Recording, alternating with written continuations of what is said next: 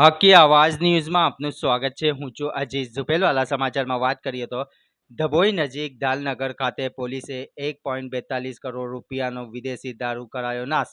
ડભોઈ, વાઘોડિયા, જરોડ અને ચાણોડ પોલીસ સ્ટેશનમાં ઝડપાયેલો મુદ્દા માલ વિદેશી દારૂ નાયબ કલેક્ટરની હાજરીમાં પ્રોહિબિશન બસો ઉપર કેસનો વિદેશી દારૂનો નિકાલ કરાયો। એક સાથે 84,000 બોટલ ઉપર બુલડોઝર ફેરવ્યો। ડભોઈ વિભાગીય પોલીસ અધિકારી શ્રી આકાશ પટેલ તાબામાં આવતા પોલીસ સ્ટેશન જેમાં ડભોઈ, વાઘોડિયા, જરોડ અને ચાંદોદ પોલીસ દ્વારા આશરે 200 ઉપરાંત કેસોનો ઝડપી પાડેલા વિદેશી દારૂનો જથ્થો કિંમત ₹1,42,00,000 મુદ્દા માલનો નાશ કરવા માટે ડભોઈ નાયબ કલેક્ટર શ્રીની હાજરીમાં ડભોઈ નજીક દાલનગર ખાતે PISJ વાઘેલા તેમજ અન્ય અધિકારીઓની રૂબરૂમાં આશરે 84,000 જેટલી વિદેશી દારૂની વિવિધ બ્રાન્ડની બોટલ ઉપર બુલડોઝર ફેરવવામાં આવ્યું હતું।